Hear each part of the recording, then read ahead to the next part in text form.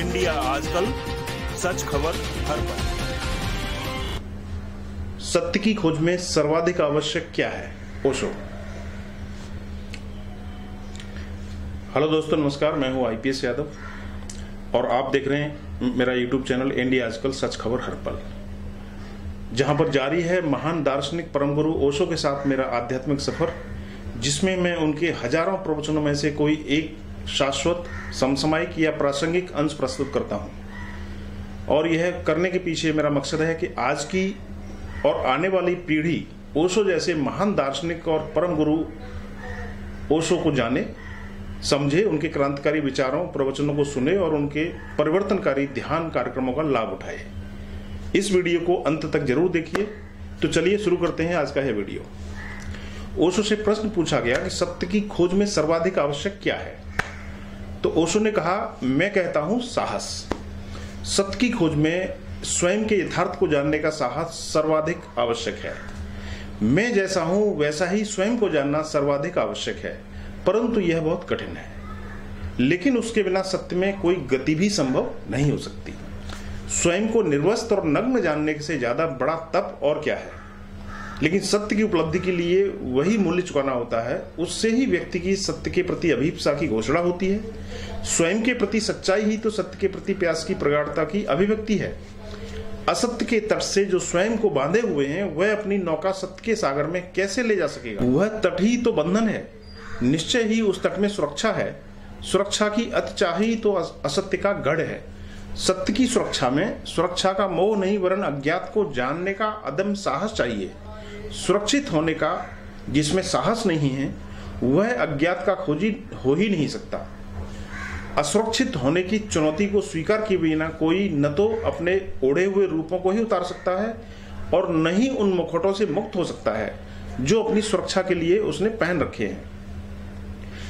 क्या इस सुरक्षा के निमित्त ही हम जो नहीं हैं वही नहीं बने हुए हैं? क्या इस सुरक्षा के निमित्त ही हम जो नहीं हैं वही नहीं बने हुए हैं? क्या हमारी सारी वंचनाएं सुरक्षा की ही आयोजनाएं नहीं हैं? यह हमारी सारी सभ्यता और संस्कृति क्या है? अहंकारी विनयी बना हुआ है, लोभी त्यागी बना हुआ है, शोषक दान कर रहा है और हिंसक ने अहिंसक के वस्त्र पहन रखे हैं और घृणा से भरे हुए चित्त प्रेम की भाषा बोल रहे हैं। यह आत्मवंचना बहुत ही सुगम भी है। नाटकों में अभिनय कब कठिन रहे हैं? संस्कृति के बाजार में सुंदर मुखौटे सदा ही सस्ते दामों में मिलते रहे हैं। लेकिन स्मरण रहे कि जो सौदा ऊपर से सस्ता है, अंततः वही सबसे महंगा सिद्ध होता है। क्योंकि जो व्यक्ति मुखौटों में स्वयं को छिपाता है, वह स्वयं से और सत्य से निरंतर दूर होता जाता है।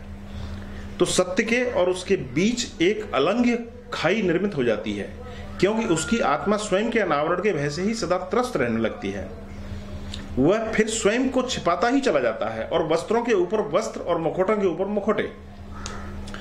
तो असत्य अकेला नहीं आता है, उसकी सुरक्षा के लिए उसके साथ उसकी फौजें भी आती हैं। और असत्य और भय का फिर ऐसा जाल बन जाता है कि उसके ऊपर आंखें उठाना भी असंभव हो जाता है। व्यक्ति जब स्वयं के ही मुखौटों के उठ पाने के भय से पीड़ित हो, तो वह सत्य के पात्र को उघाड़ने की सामर्थ्य कहां से जुटा सकता है? वह शक्ति तो स्वयं को उघाड़ने के साहस से ही अर्जित होती है। सत्य के साक्षात्कार के लिए भयभीत चित्त सबसे बड़ा शत्रु है। और उस दिशा में कौन मित्र है? अभय सबसे बड़ा मित्र है। चित्त की अभयता उसी को प्राप्त होती है जो स्वयं के यथार्थ को स्वयं ही सब भांति उघाड़ कर भय से मुक्त हो जाता है। और स्वयं को ढांकने से भय बढ़ता जाता है और आत्मा शक्तिहीन होती जाती है। किंतु स्वयं को उघाड़ो और देखो, उस ज्ञान के प्रकाश में ही भय तिरोहित हो जाते हैं और शक्ति के अभिनय और अमित स्रोतों की उपलब्धि होती है। इसे ही मैं कहता हूं साहस। स्वयं को उघाड़ने, जानने की क्षमता ही साहस है और सत्योपलब्धि के लिए वह अनिवार्य है। भ्रम की दिशा में यह पहला चरण है। एक अत्यंत ही मधुर कथा है। एक किशोर ऋषि हरिद्रुमत गौतम के आश्रम में पहुंचा और वह सत्य को जानना चाहता था। भ्रम के लिए उसकी जिज्ञासा थी। उसने ऋषि के चरणों में सिर रख दिया और कहा, हे आचार्य, मैं सत्य को खोजने आया हूं, मुझ पर अपनी अनुकंपा करें और ब्रह्म विद्या दें। मैं अंधा हूं और आंखें चाहता हूं। उस किशोर का नाम था सत्यकाम। ऋषि ने उससे पूछा, वत्स तेरा गोत्र क्या है, तेरे पिता कौन है और उनका नाम क्या है। उस किशोर को न अपने पिता का कोई ज्ञान था और न ही गोत्र का पता था। वह अपनी माँ के पास गया और उससे पूछकर लौटा। उसकी माँ ने जो उससे कहा उसने जाकर ऋषि को कह दिया। वह बोला, हे भगवान, मुझे अपने गोत्र का ज्ञान नहीं है और न ही मैं अपने पिता को जानता हूँ। मेरी माँ को भी मेरे पिता का ज्ञान नहीं है। उससे मैंने पूछा तो उसने कहा कि युवावस्था में वह अनेक भद्र पुरुषों में रमती और उन्हें प्रसन्न करती रही। उसको पता नहीं है कि मैं किससे जन्मा हूँ। मेरी माँ का नाम जाबाली है, इसलिए मैं सत्यकाम जाबाल हूँ। ऐसा ही आपसे बताने को उसने मुझसे कहा है। बहुत ही लोकप्रिय यह कथा है। हरिद्रुमत को इस सरल सत्य से अभिभूत हो उठे। हरिद्रुमत इस सत्य सरल से अभिभूत हो उठे। उन्होंने उस किशोर को हृदय से लगा लिया और बोले, मेरे प्रिय, तू निश्चय ही ब्राह्मण है। सत्य के लिए ऐसी आस्था ही ब्राह्मण का लक्षण है।